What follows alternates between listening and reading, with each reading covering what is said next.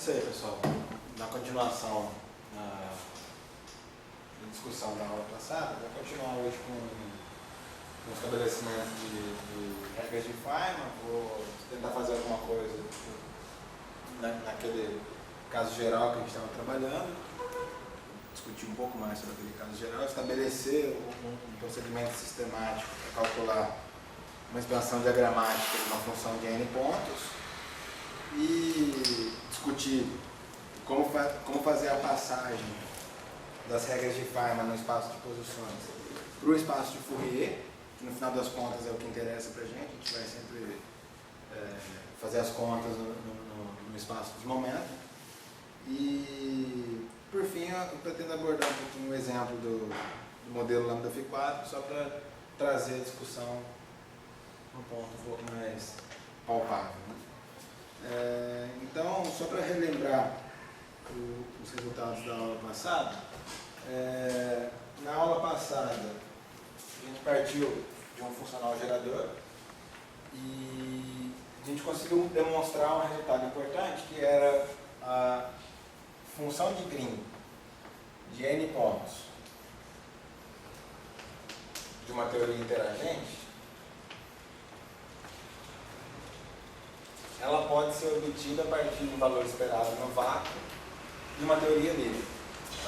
E a expressão que relacionava a função de Green com uma teoria interagente com esse valor esperado no vácuo de uma teoria livre era uma expressão dessa forma.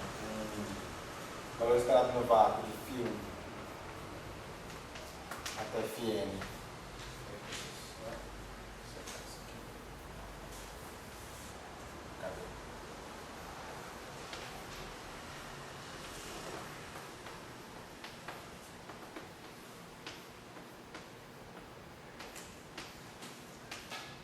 Era o valor esperado no vácuo desse produto temporalmente ordenado.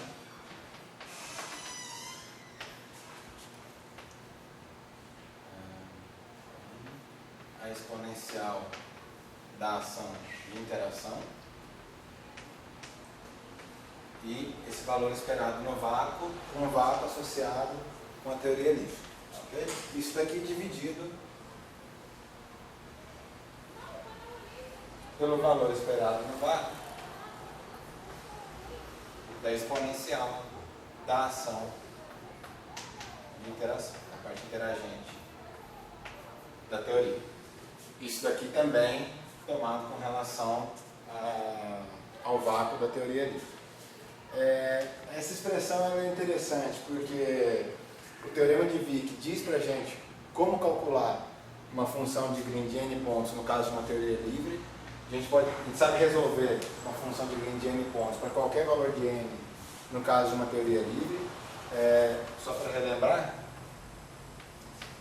o teorema de Wick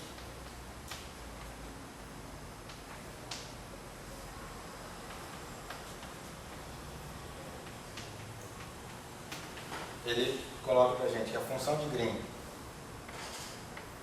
de n pontos, continuando aquela notação da aula passada, φ1 significa φ de x1, φ2, φ de x2 e assim por diante. φ1 até φn. Esse valor esperado no vácuo de uma teoria livre pode ser escrito como sendo o valor esperado no vácuo φ1, φ2 para a teoria livre até o valor esperado no vácuo de n-1 n, essas funções de 2 pontos, isso daqui mais permutações,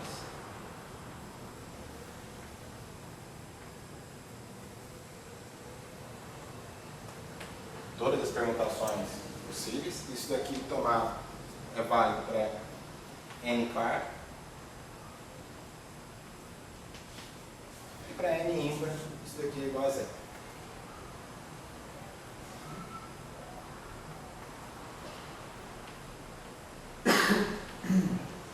Esses valores, essas funções de dois pontos, elas podem ser resolvidas em termos daquele operador quadrático que aparece na ação livre. Se você tem uma ação, a parte livre da ação é escrita da forma V4x, V4y, meio de campo, um certo operador, x menos y, e o campo no ponto y. Aqui pensando nesse operador, sendo um operador diferencial e com uma delta de Dirac para transformar esse termo num termo local, uma função de Green de dois pontos, ela é essencialmente, na teoria livre, é essencialmente o inverso desse operador. É I vezes o inverso desse operador, que aparece no setor quadrático, no chamado operador de Ohm. Assumindo que existe essa inversa. Tá? Esse resultado possui uma representação diagramática para cada termo do tipo I, K-1, pensar aqui, K-1 de XI, XJ, um termo desse tipo a gente denotou por XI, um pontinho, uma linha conectando até um outro ponto que carrega o XJ. Tá ok? De forma que essa expressão, no caso de n par, no caso em que o n é um número par, uma função de Green de n pontos,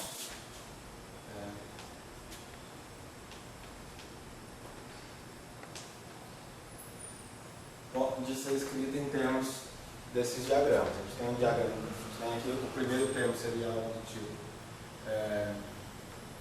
x1 indo até x2, outros termos, né, x2, x3, assim por diante, x3, x4, assim por diante, até um certo xn menos 1, então xn mais todas as permutações. Ok? Isso daqui pensando no caso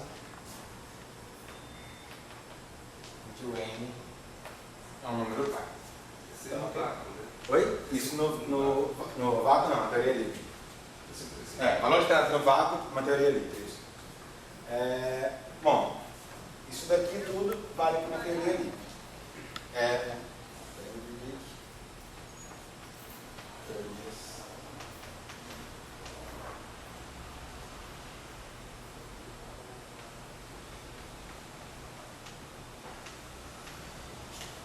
No entanto, o nosso interesse é lidar com funções de Green associadas com teorias interagentes, onde a ação inclui um setor de interação. Lembrando que a ação completa da teoria, ela envolve um termo do tipo ação da teoria livre, associada à teoria livre, onde é uma forma quadrática, mais um termo de interação, que essencialmente vai ser escrito em termos de polinômios do seu campo. Deixa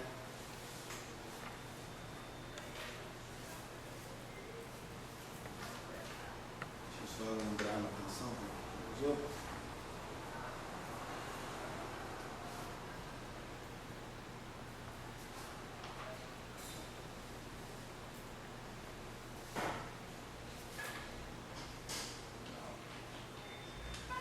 Bom, a fim de resolver esse tipo de situação, a gente apelou para a teoria de perturbação.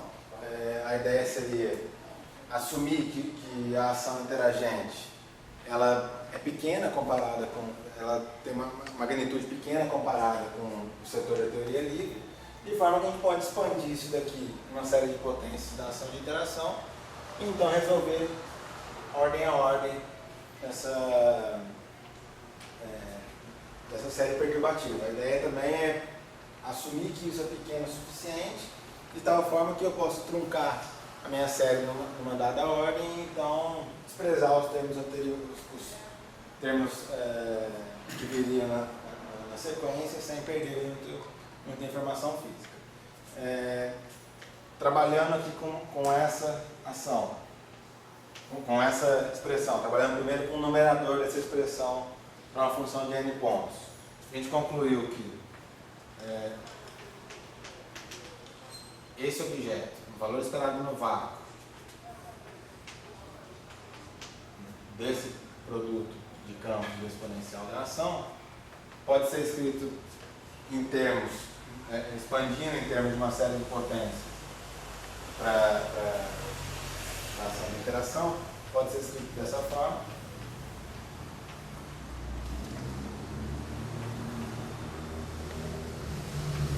Esse primeiro termo, seria o primeiro termo da série. Mais primeiro termo perturbativo,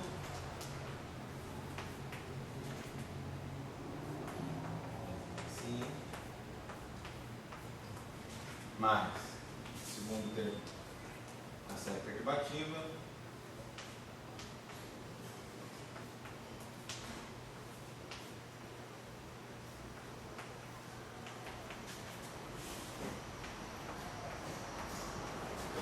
e assim sucessivamente, termos de ordem cúbica e assim sucessivamente. Tá bom?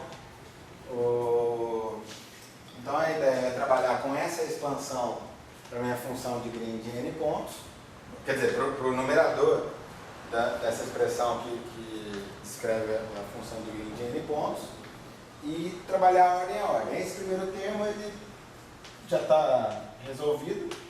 O teorema de Wick já nos diz como resolver isso daqui no caso. Isso daqui é essencialmente a função de Green de uma teoria líquida. Então a gente não precisa se preocupar com ele. O problema é calculado do segundo termo em diante. De forma geral, a ação de interação ela pode ser escrita dessa forma, pensando na ação de interação como sendo um objeto que depende polinomialmente dos campos. Eu posso escrever essa expressão. Estou colocando esse fator i só por conveniência, já discuti isso na aula passada. E eu tenho uma expansão do tipo uma integral em dx1, dx2, dx3. A partir daqui eu estou assumindo esse elemento de integração, só para relembrar a notação da aula passada. Esse dx1, dx2, dx3, cada um deles significa o dx4, 1, dx4, 2, dx4, 3. Ele sabe que está em par dimensional e vou ficar escrevendo d4. Bom, isso daqui vezes uma certa função que vou colocar um rótulo G3, vai depender das variáveis x1, x2, x3, vezes um produto dos campos x1, x2, x3, mais um termo do tipo dx1, dx2, dx3. Eu acho que eu tinha colocado um fator. Não coloquei nada. dx1, dx2, dx3. G4. dx4. G4 de x1, x2, x3, x4 e produto dos campos x1, x2, x3, x4 mais essa expansão segue até um certo valor máximo de potência. Uma pergunta. É que quando você fala de ordenamento temporal, aquele ordenamento normal já está incluído ou não? Dois pontos que você falou. Isso daqui, esse lado direito da equação basicamente relaciona o ordenamento temporal com o ordenamento normal. O normal já está implícito. Já está. Nos campos. Não. Ordenamento temporal só. Ordenamento temporal. ainda tem uns termos infinitos que depois tem que tirar, né? Aí desde o ordenamento normal tira daqueles infinitos que vem do... O normal você subtrai o valor do vácuo, então ainda não fez. Não, espera aí, deixa eu só pensar. Acho que na contagem funcional não tem isso. Na verdade, Aquela divisão que você está fazendo... Já tá, quando bota 1 sobre n, você já está dando conta, talvez, desses fatores. Porque o que vai acontecer é as divisões. O denominador vai subtrair todos aqueles gráficos de bolha de vácuo. Então o ordenamento normal está por conta do denominador. Fica por conta do denominador. Bom, isso daqui vai até uma certa ordem de potência, determinada pela potência, pelo grau do polinômio da minha ação de interação. Observe que eu estou começando aqui de um termo cúbico, porque termo quadrático entraria no setor da teoria livre, né? No setor quadrático da teoria. Esses coeficientes, eles podem ser escritos em termos da ação de interação. Eu acho que eu devo ter cometido um erro na aula passada, que na verdade esses coeficientes seriam, eu acho que eu não coloquei 1 sobre n fatorial, sobre k fatorial. O GK de x1 até xn pode ser escrito como sendo i. Eu acho que eu não coloquei, tenho certeza que eu não coloquei na aula passada, mas eu acho que tem que ter um i sobre k fatorial nessa expressão. Ok? Até xk, né? Até xk, isso. xk.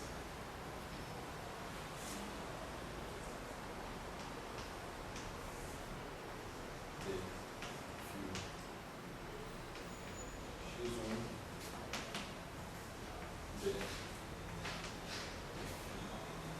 xk. Ok? Essas funções que aparecem aqui, elas podem envolver tanto operadores diferenciais, quanto funções delta, distribuições delta e objetos desse tipo.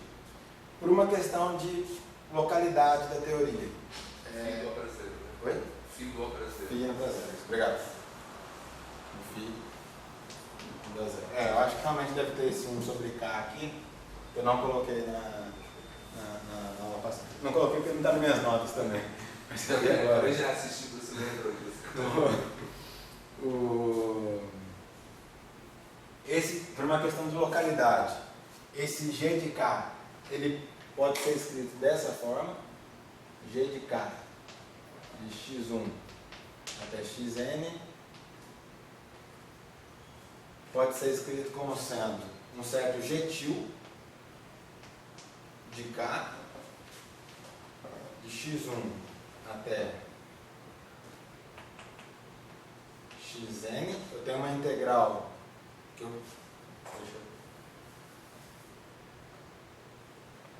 pode ser escrito como uma integral em dy, onde é um ponto novo que eu estou colocando, uma variável de integração que eu estou colocando, g de x1 xn até xk, delta de x1 menos y até delta de xk menos y. De forma que esse jeitinho não envolva nenhuma delta de Dirac. Ok?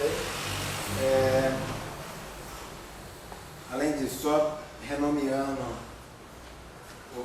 os objetos, esse objeto todo aqui, esse g vezes esse produto de deltas sem a integral, eu vou chamar de um g, bom, aqui tem um rótulo acompanhando, gk, vou chamar de vk x1 xk e um ponto y. Um argumento y também. Esse tipo de objeto vai ser inserido aqui nessa expansão, de forma que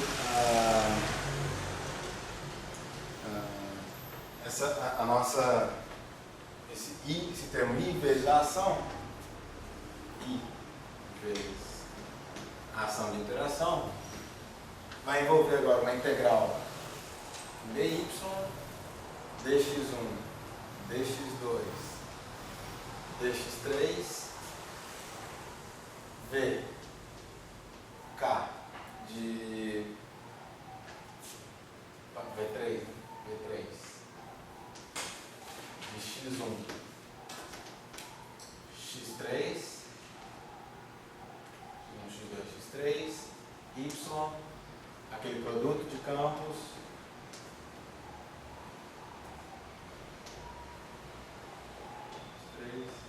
e assim por diante. Tá ok? Só ali eu acho que é x1, xk, né? Só para acompanhar a escolha da tua letra, né? Aqui? Do lado esquerdo, né? Do lado esquerdo da equação. G de x1, xk. É isso que está escrito. Não, do lado esquerdo. Do Aqui. É, só Obrigado, a letra obrigado. toda. Não, tá certo. Tá, isso. X1, xk. Bom, e aqui continua essa expansão com V4, V5 e assim por diante. Isso daqui agora pode ser, essa expansão pode ser utilizada nesse tipo de equação, nesse tipo de termo calcular. Vamos pegar, por exemplo, o termo de primeira ordem na nossa expansão. Um termo desse tipo pode ser escrito usando essa equação aqui em cima, φ1 até φn de I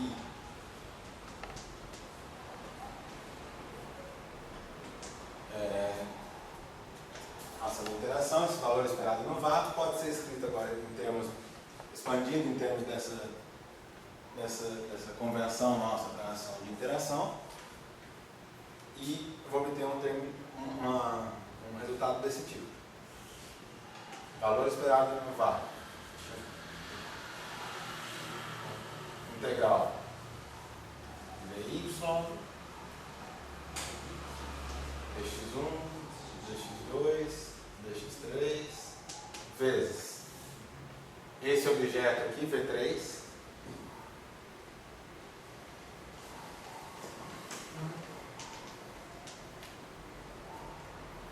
V3, x1, x2, x3, y, valor esperado no vácuo do produto temporalmente ordenado de φ1 até φn, aqui φ1 de y, φ1 de x1 até φ de xn. Para não confundir, eu vou reescrever aqui como x',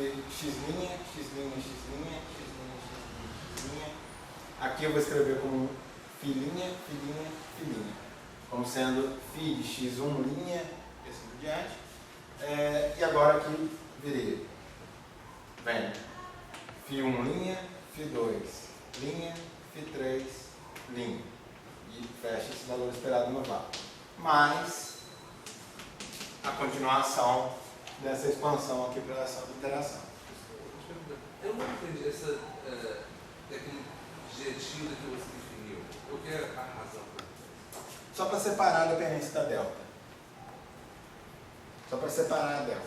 A questão é, se você fizer alguns exemplos, pega alguma ação de interação. Deixa eu Φ4 que você deu. Pega o Φ4, por exemplo. Você vai ver que esse termo, se você escrever dessa forma, em termos dessa definição do G de K, você vai ter uma dependência em deltas ali. É uma questão de localidade, para todos os campos estarem no mesmo ponto na ação de interação. E aqui é só para deixar em evidência a dependência da delta. Okay? E acrescentar essa integral aqui que acaba sendo importante para estabelecer as regras de Phi, convergência não vértice. Ok? O ponto todo aqui é que com essas manipulações, daqui ainda é a revisão da aula passada, com essas manipulações, nós conseguimos escrever. Bom, isso daqui eu fiz para esse primeiro termo da nossa expansão do numerador. Se vale para o numerador, isso pode ser levado diretamente para o denominador, porque esse denominador aqui no fundo é o numerador com n igual a zero, tá ok? E, bom, vocês podem se convencer que os outros termos vão acabar tendo o mesmo tipo de padrão aqui. Vai ser uma expansão um pouco mais complicada para envolver produtos desses v de x1, x2, x3, d ao quadrado, então é um pouco mais complicado, mas essencialmente vai ser algo do tipo uma série, tá ok? Envolvendo algum coeficiente que envolve esse v ou v produtos desses v's e funções de n pontos de uma teoria livre. Essas funções de n pontos de uma teoria livre a gente sabe calcular, então a gente sabe calcular isso, conhecendo isso daqui, é só substituir e obter o resultado do termo correspondente à nossa expansão perturbativa. Tá ok? A gente sabe representar isso aqui graficamente também, em termos daqueles objetos que são linhas, que são objetos que a gente denomina por propagador. Então vamos representar esse tipo de coisa graficamente também. E a convenção que a gente adotou na aula passada era a seguinte: vou fazer no caso de um vamos pegar um caso de Só antes de tudo, ali as tuas variáveis de integração agora ganharam linha com a tua convenção, né? a variável de integração ganhou linha. Só que se for fazer o V, que vai aparecer com linha, né, talvez dê diferença. Aqui também. Isso. Obrigado. E vamos convencionar uma notação para esses objetos que faltam aqui também. De forma que esse termo todo admite uma representação diagramática. E a nossa convenção foi a seguinte: essa integral d4 dx1 até dxk de uma certa função v de k x1 até xk y, isso daqui possui uma representação diagramática dessa forma. Eu tenho um certo x1, um certo ponto, x2, um certo ponto, x3, um certo ponto, xk, tá ok? Todos esses pontos deles saem linhas que convergem no ponto y, tá ok? Bom, aqui eu teria todas as linhas intermediárias entre x3 e xk. Então, a esse tipo de objeto, a gente denota uma representação desse tipo, que é o que a gente chama de vértice. Tá ok? Então, dada uma ação de interação, a gente sabe calcular esse objeto e possui uma representação diagramática para isso. A gente estudou, fez rapidinho um exemplo específico também, que seria um dos, por exemplo, se a gente considerar dos termos que aparecem na expansão perturbativa de uma função de um ponto em uma teoria que possui esse termo cúbico na ação de interação, vamos pegar aqui, ou seja, vamos supor que existe na ação de interação um termo cúbico nos campos e que eu estou interessado no primeiro termo dessa série perturbativa para uma função de um ponto. Eu vou ter um objeto do tipo, pensando aqui, um produto temporalmente ordenado desse tipo. Digamos que eu queira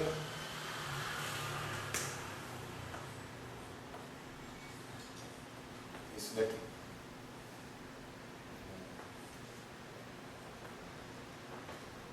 Desculpa.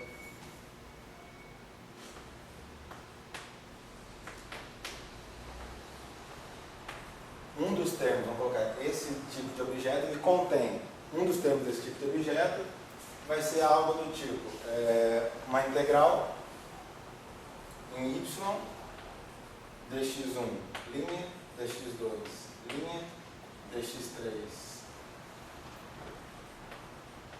linha, vezes, supondo que exista o termo cúbico, então x1 linha, x2 linha, linha de y e um produto temporalmente ordenado φ1, φ2, φ1 linha, φ2, φ3. Isso daqui é um valor esperado no vácuo. Mais uma série de termos que poderia aparecer. Né? Aqui é somente um dos termos que aparece nessa expansão. Que isso daqui seria o numerador de uma função de um ponto, de uma teoria interagente, tá ok? E isso daqui no vácuo. Né? E pensando em um dos termos que aparece na expansão, que aparece nesse primeiro termo da expansão, a gente tem um objeto desse tipo. Isso daqui, esse pedaço a gente chama de representado diagramaticamente e esse pedaço também. Vamos escrever isso daqui. A gente tem um zero. Aquele último zerinho, não, desculpa, o primeiro zerinho, esse É zero. Porque isso daqui é o numerador da função de Green. Lembra? A função de Green vai ser isso daqui no vácuo. mesmo com aquele S interação dentro da expressão, Mesmo com essa interação. você considera isso no livre ainda? Isso. A relação que a gente obteve na aula passada, deixa eu reescrever aqui. É que ele abria, né, a ação geral com parte livre e parte interagente e escreveu de uma forma que você tem só a parte interagente com o sanduíche no livre. Por isso que aparece aquele termo embaixo. É uma malandragem. A expressão é essa aqui, né? Aliás, é bonito que ele fez. Tem que ver. A teoria interagente é igual a esse objeto. Uma teoria com a ação de interação aqui, mas isso aqui no valor esperado no vácuo de uma teoria livre, dividido por esse valor esperado no vácuo, também uma teoria livre. O ponto é, a gente pega aqui um objeto que a gente não sabe calcular e expressa em termos de coisas que a gente sabe calcular, porque o teorema de Wick diz que é calcular. Tá? Só mais um ponto aqui. Embora eu tenha denotado x1, x2, x3 até xk, esse tipo de objeto não depende dessas variáveis. A gente está integrando nessas variáveis. Aqui é só para, na nossa representação diagramática, saber quais as integrais que a gente tem que realizar. Ok? Bom, então, representando isso daqui em termos de diagramas, esse termo da integral vezes o vértice vai dar algo do tipo um certo x1 linha, x2 linha, x3 linha, vezes, agora todas as permutações dessa função, todos os termos dessa função de 4 pontos. São eles x1 até x1 linha, x2 linha até x3, mais x1, x2 linha, x1 linha, x3 linha, mais x1, x3 linha, x1 linha, x2 linha. Tá ok? Todo mundo representado diagramaticamente agora. Então, vamos fazer esse produto. A ideia é que, como a gente está integrando, essas integrais que aparecem, em termos diagramáticos, se traduzem na junção dos pontos que contém a mesma variável. Ok? Então, realizando esses produtos, a gente vai obter como resultado algo dessa forma. x1, que vem até um certo x1, isso daqui seria o produto, pegando esse propagador, colocando aqui, e esse outro propagador vai juntar esses dois pontos. Então eu tenho, isso daqui vem até um certo ponto, que é o nosso ponto y, né?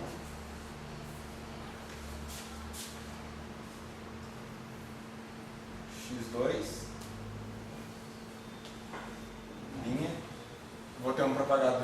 x3 linha e fecho isso daqui. Mais x1. Bom, o x1 sempre vai ficar livre porque não aparece nenhum x1 aqui. Ok? Então, x1 sempre vai ficar como um ponto externo. Até x2, y, x1, linha, x3, linha, mais x1 até x3, linha, y, x1, linha, x2, linha. Tá ok? Isso daqui a gente vai convencionar, ao invés de ficar escrevendo todas essas permutações, aparecem 3 gráficos desse tipo, então a gente coloca um fator 3, o ponto x1, que é o ponto externo, e fecha aqui esse loop. Tá ok? Isso daqui tem que ser entendido, esse 3 vezes esse gráfico significa todos esses gráficos aqui, a soma de todos os gráficos. Okay? Eventualmente eles podem não ser iguais, dependendo da estrutura do vértice. No caso de uma teoria uma teoria φ3, por exemplo, os vértices são iguais, dependendo da simetria do seu vértice. Ok? Depois você vai falar sobre a simetria do vértice? Um pouco. Eu vou fazer depois o exemplo do φ4 ali, mas a gente vai falar de vértice um pouco mais complicado. Falar explicitamente de alguns vértices, né? No curso 2. Achando que são iguais, mas a gente coloca esse 3. Tá, mas, bom, se você tiver um vértice completamente simétrico, na troca de todos os pares, todos eles vão ser iguais. Mas se você não tiver simetria completa, eventualmente eles podem não ser iguais. Um vértice simétrico vem de onde? Da nossa teoria? Bom, depende da simetria que você tem aqui na troca dos campos. Esses campos, não são, embora eu esteja notando como um φ, está com cara de campo escalar, não é necessariamente um campo escalar isso daí. Tá? Pode carregar uma representação. Depende da natureza vetorial. Isso. Porque, bom, se isso daqui for um campo escalar, Depende das relações de comutação. Depende das relações de comutação, sim. Se isso for um campo escalar comutante, então necessariamente esse objeto aqui vai ser completamente simétrico. Ok? Isso daqui vai matar a parte antissimétrica desse objeto. Mas tem que tomar um pouco mais de cuidado com isso. Então, mas vamos assumir a seguinte convenção.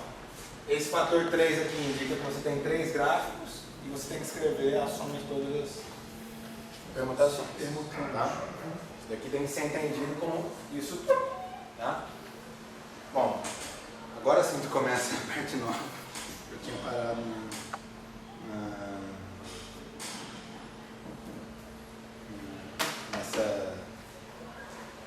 eu tinha parado nesse ponto na nossa aula passada. E, bom, acho que ficou mais ou menos claro qual é o procedimento. A gente tem uma função de Green interagente, a gente consegue relacionar isso com valores esperados no vácuo de teorias livres. Tá? Esses valores esperados no vácuo têm que ser calculados de forma perturbativa, porque a gente tem uma exponencial da ação de interação. Então você tem uma série perturbativa nessa ação de interação. E a gente consegue colocar todos os elementos dessa série perturbativa em termos de vértices. Sempre vai aparecer aqui um produto de, ou um vértice ou um produto de vértices, multiplicado por uma função de n pontos. Essa função de n pontos da teoria livre pode ser calculada em termos diagramáticos, em termos de propagadores, ok? E no final das contas, na hora que a gente fizer o produto, esses vértices se juntam com os propagadores. Então, esse procedimento ele é geral. Espero que com esse exemplo tenha dado para convencer mais ou menos como que funciona, mas esse procedimento ele é geral e permite uma forma muito simples, muito prática de se calcular gráficos, se calcular funções de n pontos. Vamos primeiro focar no caso do numerador ainda, depois a gente fala qual é o efeito do denominador. Em geral, a ideia é a seguinte: esse produto temporalmente ordenado, x1 até xn, é exponencial da ação de interação, isso daqui calculado, o valor esperado no vácuo, isso daqui pode ser escrito como sendo um somatório. Eu vou somatório em n, indo de 0 até infinito, de 1 sobre n fatorial. Esse fator 1 sobre n fatorial eu estou colocando por conveniência e está associado com o fato de ter uma expansão exponencial aqui nesse valor esperado do vácuo. E multiplica um certo x de n, onde n é colocando uma dependência, né? Em n, onde n é o valor da função de n pontos, e m. Tá ok? E esse objeto aqui, ele tem que ser entendido, ele deve ser entendido como sendo o seguinte, em termos diagramáticos, como sendo o seguinte objeto: o x de n, isso daqui representa a soma sobre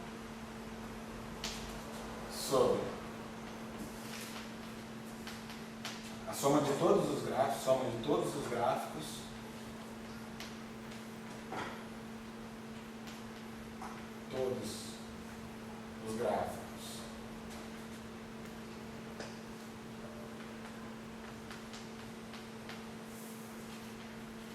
permitidos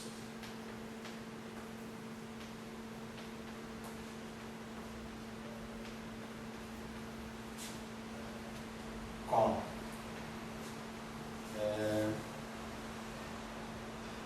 n pontos externos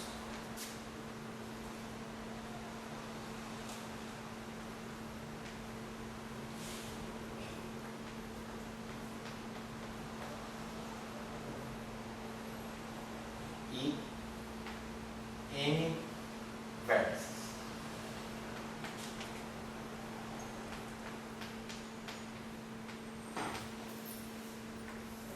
Ou seja, dado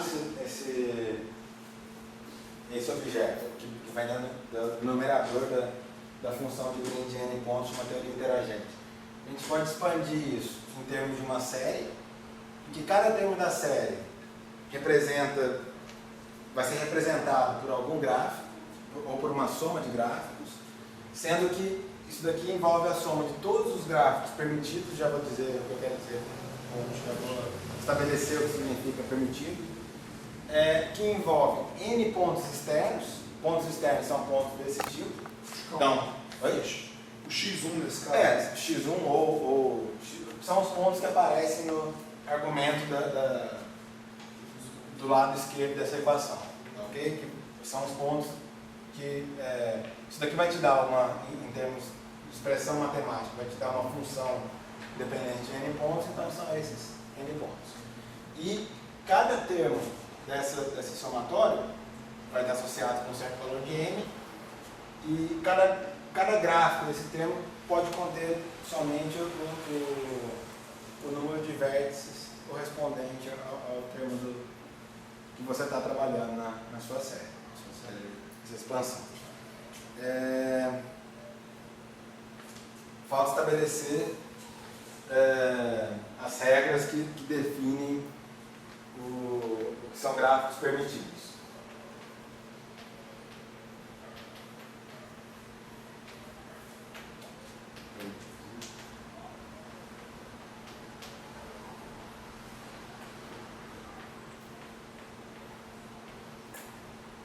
Com gráficos permitidos, a gente quer dizer o seguinte, vai estabelecer os seguintes critérios.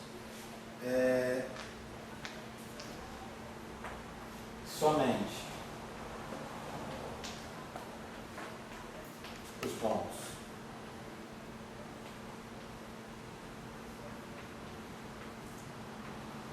x1,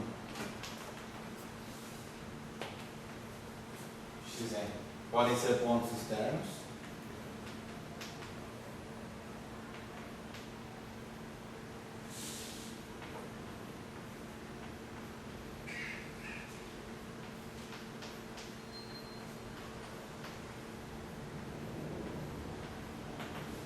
Ok?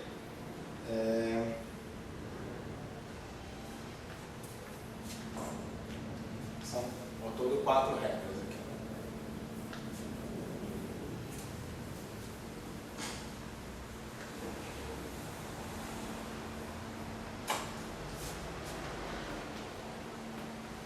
Somente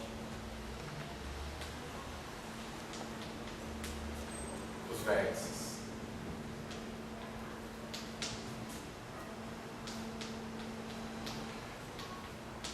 presentes na ação de interação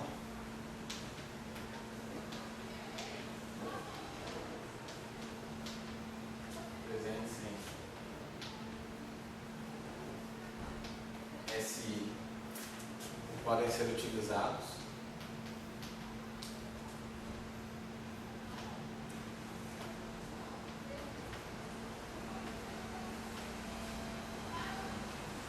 por exemplo, se eu tenho uma ação de interação que contém um termo cúbico e não contém nenhum termo quártico, nenhum termo potência quinta e assim por diante, contém só um termo cúbico. Isso significa que só aquele vértice com 3 linhas que pode ser utilizado. Se a minha ação de interação tiver só um termo quártico, eu posso usar um vértice de interação desse tipo, um vértice desse tipo, e assim por diante. Se a minha ação de interação contém o termo cúbico e quártico, posso usar esse vértice e esse vértice. A ideia é essa. A potência que aparece, a potência de campos que aparece na sua ação determina qual tipo de vértice que está presente na teoria. Sim? Podem ser. É que eu sei que se você Podem ser. depois você vai achar ruim, Obrigado. eu vou ficar avisando agora.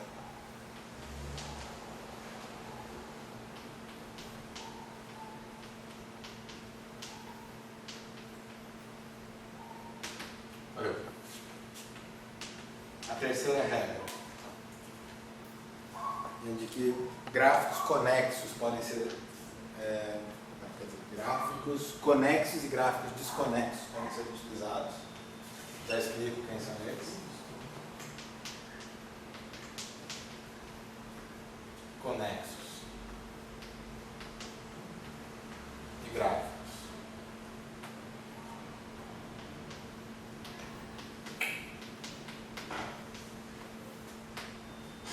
desconexos.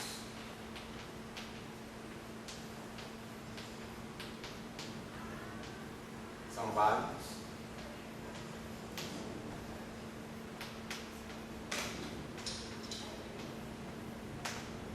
e, por fim, gráficos contendo folhas de vaca são válidos. Isso é uma interpretação de um gráfico desconexo. Já falo. Ah, Já explico as palavras que ficaram faltando.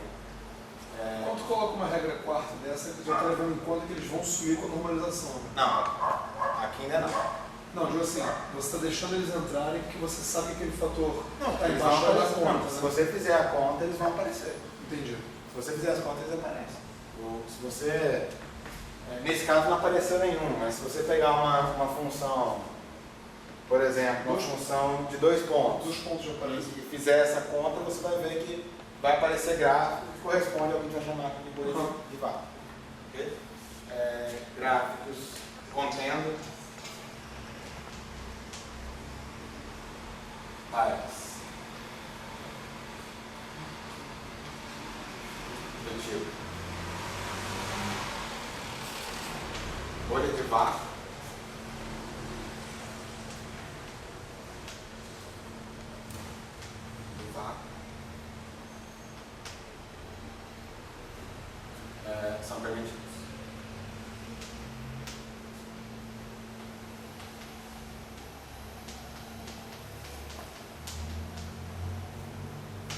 aqui pensa, ou seja, isso daqui que a gente estabeleceu foi um conjunto de regras para expansão diagramática desse objeto, que é o numerador daquela expressão que relaciona, que nos dá a função de Green. Essas regras elas só ilustram quando você faz mesmo o cálculo na mão, mesmo você usa o teorema de Vick, aí só vai aparecer gráficos desses tipos. Isso. Ou você já está excluindo alguns. Então, todos os gráficos que aparecem são só os dados por essas regras. Todos os gráficos que aparecem são dados por essa regra. São os dados por São. essas regras. Se você fizer a conta, você vai ver. São exatamente isso.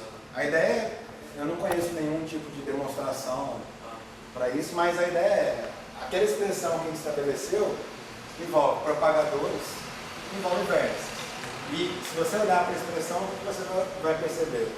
Você sempre tem integral nos pontos que são internos, né? Os vértices que aparecem são só os vértices que estão na ação, aquelas funções V só aparecem quando elas estão na ação, ok?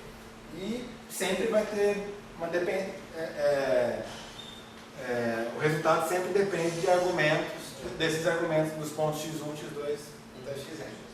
Ok? Então, a ideia é de forma intuitiva mesmo, não é muito. Não sei se tem uma demonstração para isso, é uma construção intuitiva. Tá? Só que estabelecendo aqui o dicionáriozinho. Bom, primeiro, deixa eu colocar aqui no dicionário.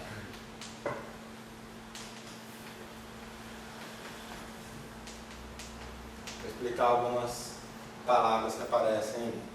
A primeira palavra é ponto externo. Ponto externo. Bom, considere, por exemplo, um gráfico desse tipo. x1, x2, x3, x4, x5, x6. Para um gráfico desse tipo, os pontos externos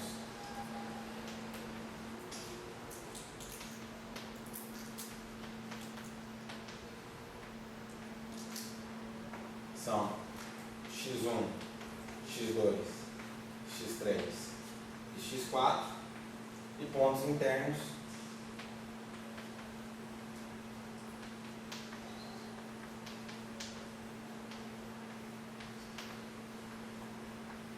x5, x6. Ok? Essa é a noção de ter um ponto interno e um ponto externo. Bastante intuitivo.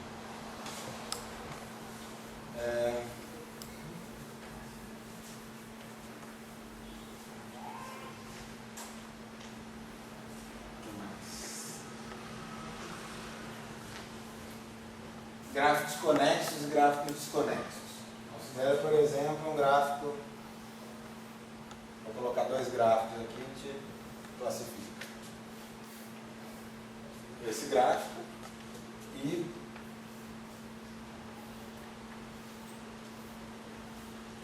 digamos que eu tenho esse gráfico, isso daqui é um gráfico, isso daqui é outro gráfico. Okay? Isso daqui é um gráfico conexo. Porque todas as partes estão conectadas entre elas. Isso daqui é um gráfico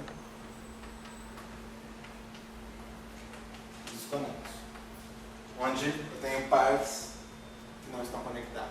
Não tem nenhuma linha ligando essa parte a essa parte. É como se a partícula que está associada à parte de baixo não tivesse interagindo como para se cima, né? algum processo que está ocorrendo aqui independe do processo que está ocorrendo aqui. De repente poderia ser no sentido que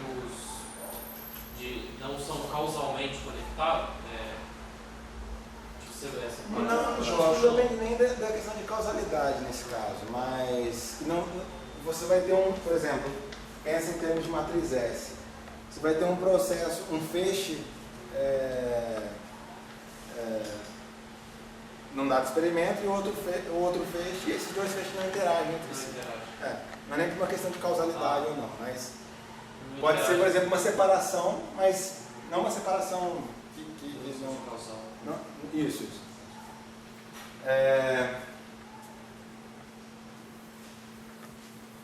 E por fim, o que falta gráfico na parte tipo bolha de vácuo.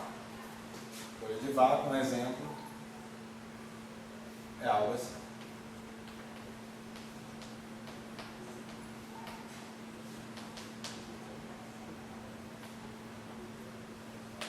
Um gráfico que não tem nenhum ponto externo. Okay? O gráfico não precisa ser inteiro bolha de vácuo. O que a gente está permitindo aqui é gráfico com parte bolha de vácuo. Você pode ter isso daqui multiplicado por um propagador, por exemplo. Isso daqui multiplicado por isso. Seria um gráfico desconexo contendo parte bolha de vácuo. Ok?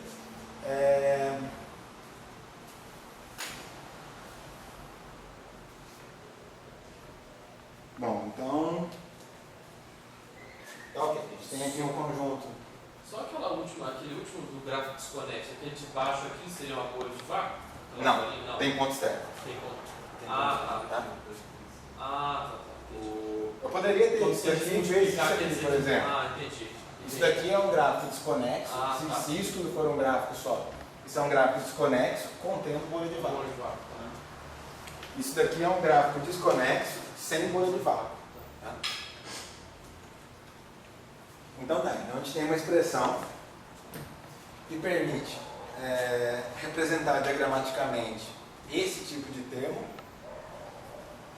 para cada ordem perturbativa. Ok?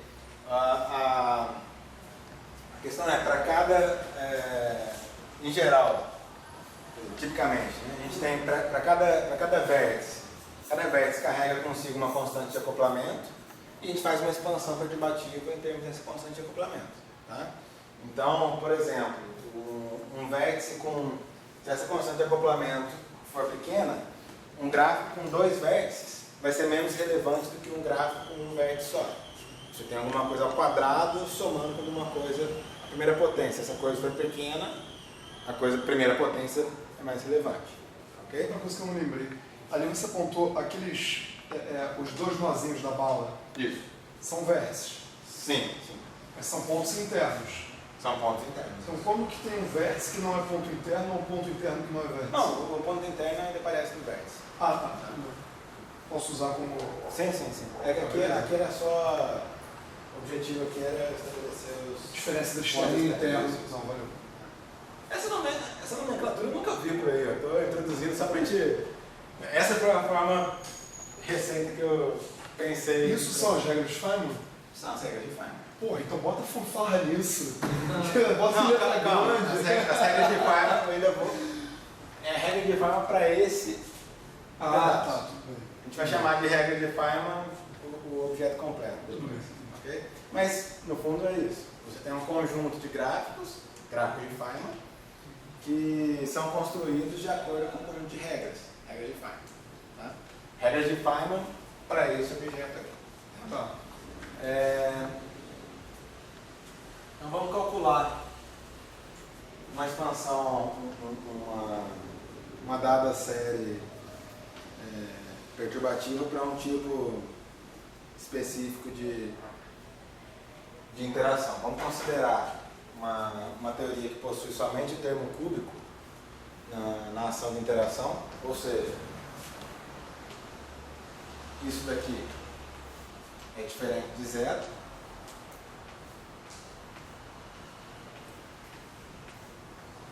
Isso daqui é diferente de zero. E vou colocar isso aqui como um exemplo, né?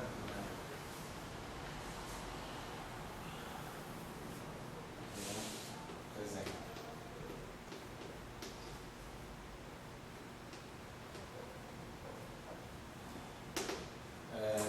E dk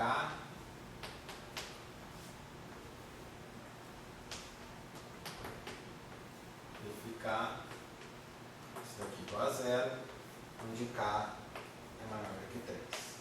Ok? Ou seja, minha ação de interação contém somente o termo cúbico. Isso daqui está associado com um vértice desse tipo, tá? x1, x2, x3, não sei. y. E é isso. Tá?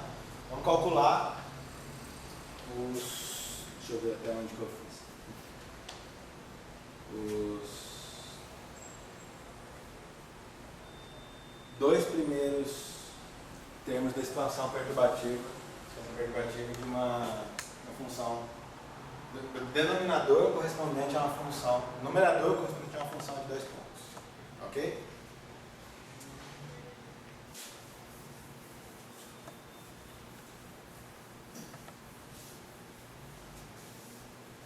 Vou pegar aqui e calcular esse objeto então.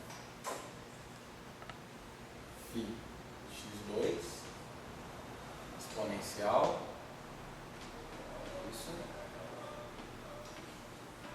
Isso daqui vai ser igual. Bom, vai ter um termo x de 2, 0, 2 pontos externos, nenhum vértice, mais x de 2, 1, 2 pontos externos, um vértice. Tá? Isso daqui não é possível com uma função de 2 pontos com aquele tipo de vértice. Você não consegue construir nenhum vértice com esse tipo com essas regras. 2 pontos externos e um vértice triplo. Okay? Se você tem um vértice triplo, você precisa sempre de 3 propagadores. Então isso daqui não contribui, é igual a 0. Mais 1 sobre 2 fatorial, 2 pontos externos, 2 vértices, e assim por diante. Ok? Esse primeiro termo, vou trabalhar um pouquinho com ele. O primeiro termo é sem graça, mas vamos lá. 2 pontos externos, nenhum vértice. A única possibilidade, um propagador.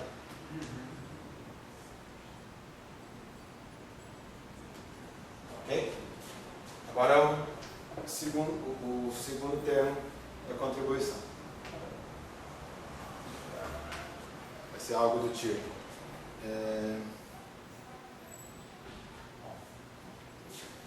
Está valendo 2 pontos externos e 2 vértices. Ou seja, eu tenho que fazer todas as combinações envolvendo 2 propagadores aqui, 2 vértices, e eu posso usar propagadores aqui dentro para conectar isso. Ok? Então, a primeira possibilidade nossa vai ser algo desse tipo. Eu tenho um x1, x2 e 2. É 2, 2. oi? x2, 2. x2, 2. Obrigado. Eu tenho x1 até x2. Bom, esse x1, eu escrevo um propagador até um certo x1 linha, onde eu vou colocar um vértice, que vai até x2 linha, x3 linha,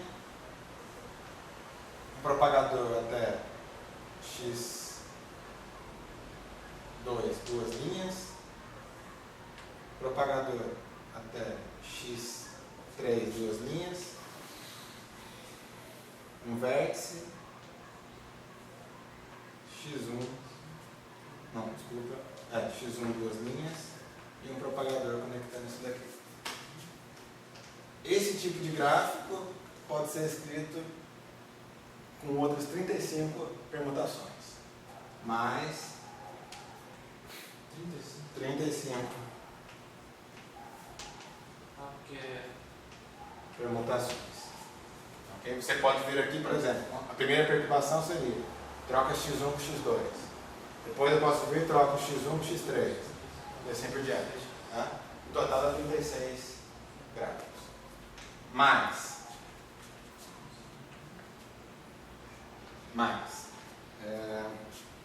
Tem um gráfico desse tipo. X1. Bom, deixa facilitar anotação, eu não vou escrever, não vou rotular os pontos externos e vou usar aquela convenção nossa de que vai ter um fator na frente indicando o número de gráficos completos. Então esse primeiro gráfico, ele tem um fator 36 e é algo desse tipo aqui. Um vértice e outro vértice aqui. Tá? Ou seja, eu tenho aqui 36 gráficos, 36 formas de escrever esse gráfico aqui, de acordo com onde estou colocando os pontos internos. Ok? Com permutações dos pontos internos. Então isso daqui é um objeto que segue x1, vem até x2, tem um loop aqui dentro e 36 formas de escrever isso daí. Ok? Mas esse gráfico aqui também pode ser escrito de 36 formas diferentes. x1, x2, tem um vértice e um outro vértice aqui. Ok? Todo mundo concorda que esse gráfico também é primitivo, né? Duas linhas, dois pontos externos e dois vértices. Mas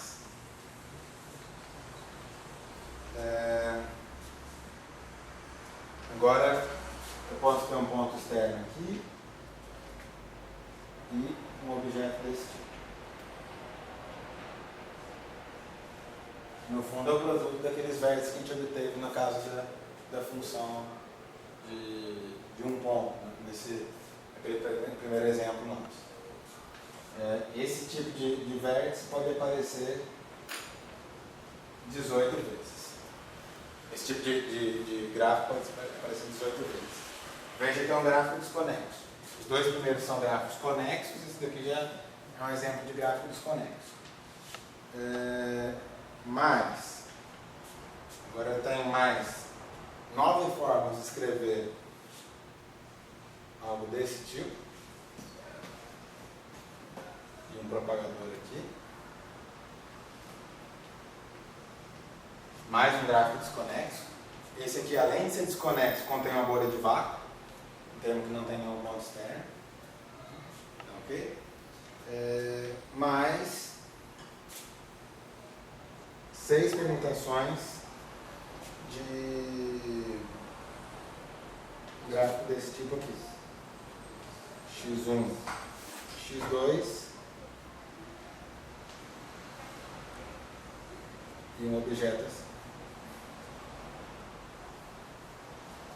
Ok? 2 vértices, 2 pontos externos. Também é um gráfico desconexo, também contém bolha de vácuo. Tá? E para por aí. No total deram quantos? Um monte.